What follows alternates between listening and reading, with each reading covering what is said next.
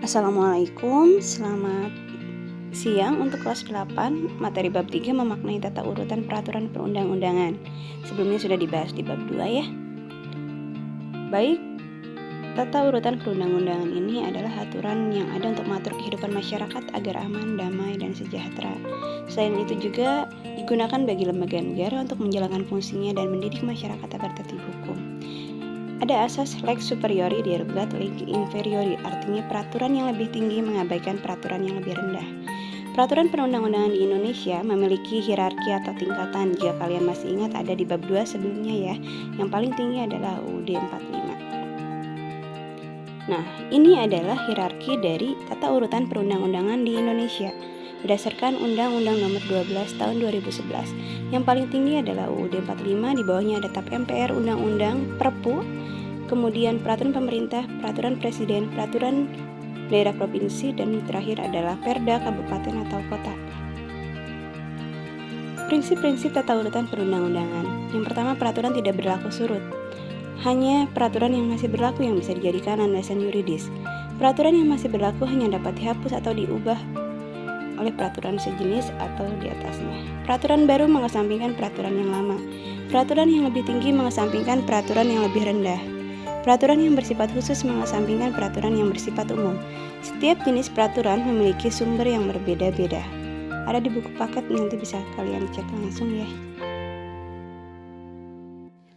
Nah, kemudian asas dalam pembentukan peraturan perundang-undangan, yaitu pertama asas kejelasan tujuan, asas kelembagaan atau organ pembentuk, asas kesesuaian antara jenis dan materi muatan, asas dapat dilaksanakan, asas kedayagunaan dan hasil guna, asas kejelasan rumusan, dan asas keterbukaan.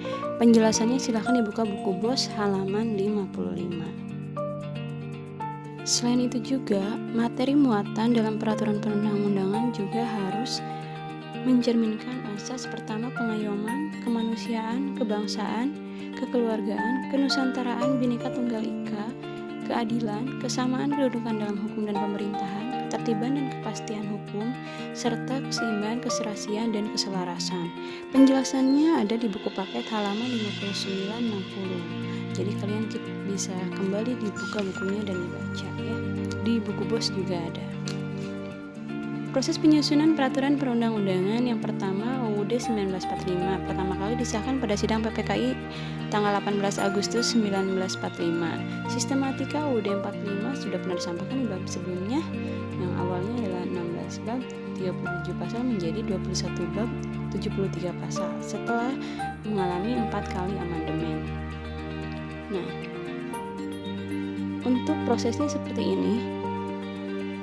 Usulan perubahan dilakukan sekurang-kurangnya sepertiga dari jumlah anggota DPR. Kemudian nanti keputusannya harus persetujuan quorum 50%+1. Kesepakatan dasar perubahan UUD 45. Yang pertama, tidak mengubah ke pembukaan UUD 45, tetap mempertahankan NKRI, mempertegas sistem pemerintahan presidensial, memuat hal-hal normatif dan bersifat adendum. TAP MPR, ada dua macam putusan MPR. Yang pertama, ketetapan, yaitu putusan MPR yang mengikat baik ke dalam dan keluar majelis. Kedua, putusan MPR yang hanya mengikat ke dalam majelis saja. Nah, yang masuk dalam peraturan perundang-undangan ini adalah TAP MPR ya, mengikat ke dalam dan keluar majelis seluruh rakyat Indonesia. Selanjutnya, proses pembuatan TAP MPR. Ada 4 tingkat pembicaraan. Untuk lebih lengkapnya lagi nanti ada di buku halaman 61-62. Ini adalah prosesnya.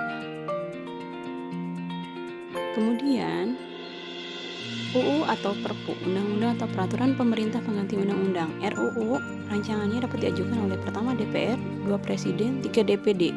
Khusus untuk DPD terkait otonomi daerah. Perpu dibuat oleh Presiden hanya dalam kondisi darurat atau genting. Tingkatnya sama dengan undang-undang ya. Sekarang yang lagi ramai adalah UU Cipta Kerja. Nah, kemudian proses pembuatan undang-undang seperti apa? Ini ringkasnya. RUU dari Presiden, DPR, dan DPD nanti akan dibahas, kemudian disetujui oleh DPR dan ditandatangani oleh Presiden.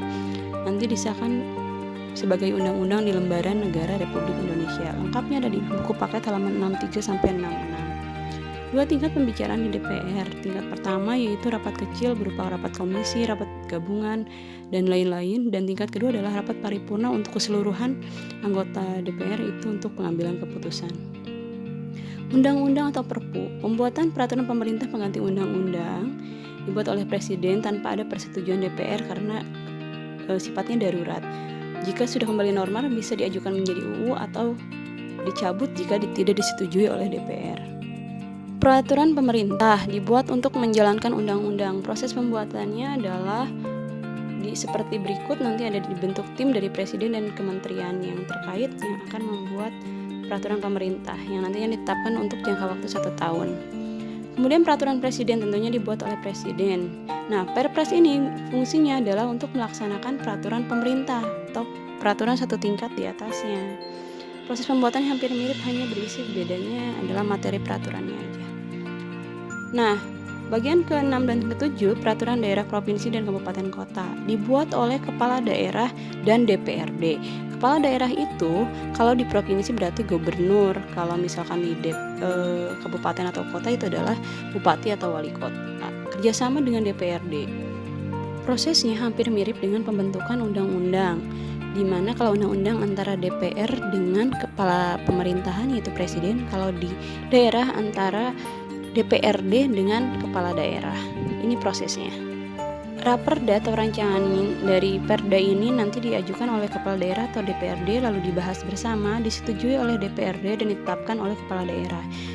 Nanti kemudian diundangkan dalam lembaran daerah. Ketaatan terhadap peraturan perundang-undangan. Indikator seseorang memiliki sadar hukum yaitu pertama, dia memiliki pengetahuan hukum. Yang kedua, pemahaman terhadap kaidah hukum serta sikap terhadap norma hukum itu sendiri. Dan terakhir adalah perilaku hukum mentaati hukum yang berlaku. Nah, sekian penjelasan dari saya. Terima kasih. Jangan lupa absen di link yang ada di GCR.